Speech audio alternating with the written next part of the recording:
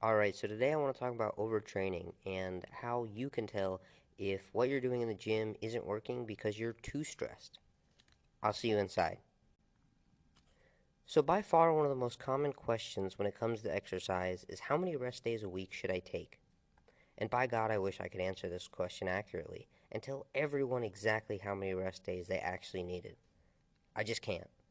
Recovery is so complex and there's a myriad of factors outside of just the stress of training that's going to affect your recovery. Stress is stress, whether it's work stress, family stress, relationship stress, mental stress, training stress. It's stress, that's all it is. And not only will recovery demands vary between individuals, it will vary within you across your lifespan and probably across the month. Some weeks you may need one rest day, some weeks you may need three, and sometimes you might need to take an entire week off of training because you're simply too stressed. Not only does stress affect your recovery, but so do the actual implementations that you use for recovery, including sleep and nutrition. It's not just the quantity of sleep and nutrition that you get, but it's the quality too. As you can tell, it would be way out of my scope of practice to tell anyone how many rest days they needed, and if someone told you that they could, they're probably trying to sell you something. So, when asked that question, I defer the question to the fixations of autoregulation. So whenever I'm asked this question, I actually just defer to instead educating the individual about autoregulation so they can make the decision themselves. Autoregulation is simply just a tool for you to attempt to determine the optimal ratio of work days to rest days, given all the nuances of your life. And there are a few great ways to try and determine whether or not you are overtraining, or whether or not you need more or less rest days. And now, in the case of a weight loss diet, it becomes much more difficult to determine sufficient recovery because you cannot rely on performance parameters to demonstrate you are properly recovering and progressing.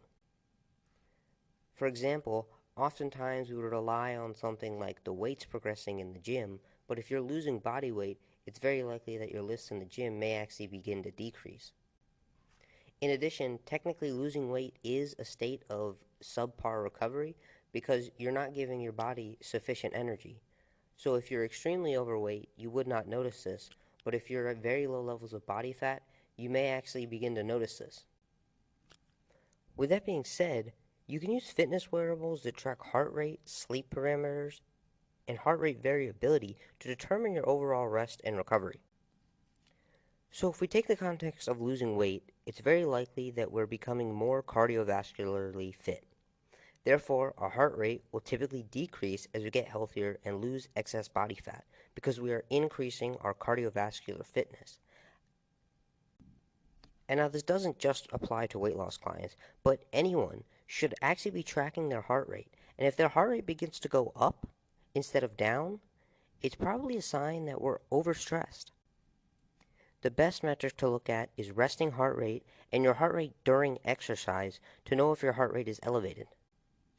And if heart rate metrics on your chosen fitness wearable are telling you that your heart rate has suddenly begun to increase either at rest or during your workout, it is very likely you may be in a state of insufficient recovery.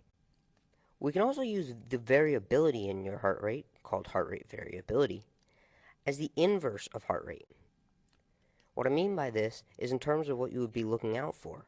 Heart rate variability should begin to increase as we get healthier, but in a state of high stress and under recovery, heart rate variability will begin to lower. To make it simple, in a state of high stress, your heart is going to be more rigid and less flexible, lowering the variability of your heart rate. So if your heart rate variability metrics begin to decline or decrease, it is a strong indicator you need either more recovery, less stress, or a mixture of both. And now moving on to the final metric I like to look at is sleep. In a state of high stress, sleep may not be as deep and restorative. If you have too much stress and not enough recovery, you may begin to get less deep sleep or overall sleep even though you're spending the same time in bed. So you may still be spending 8 hours in bed, but your deep sleep may have gone from 1 hour to 10 minutes.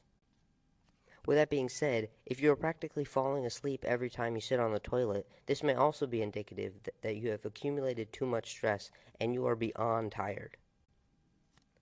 The final metric would be simply how difficult it is for you to wake up in the morning. If you feel less energetic than usual, or if you require more stimulants to get to the same level of energy, then stress accumulation is likely becoming too great for you to fully recover from. In all of these scenarios, the first step I would typically take is to try and address the stress that is causing the insufficient recovery. What I mean by this is trying to remove as many stressors outside of training as possible. And if you have mitigated stress as much as you reasonably can, but are still experiencing symptoms that align with improper recovery, then the next step would be to implement more rest days.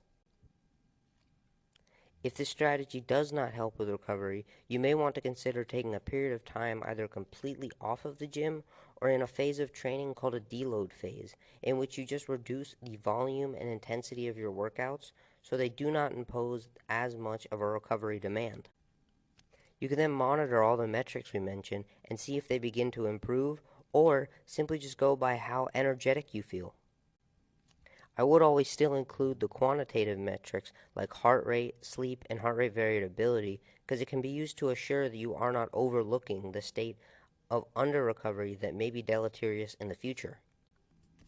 As you can tell, when someone comes to me asking how many rest days per week they should be taking and is expecting a number in my response, I simply just do not know because there are so many inter-individual variations and factors that alter your recovery. And to think, we haven't even spoken about the different types of training, different types of experience levels with training, and the different intensities of training. But that's a story for another episode. I hope you come back and join me next episode. Thank you for listening.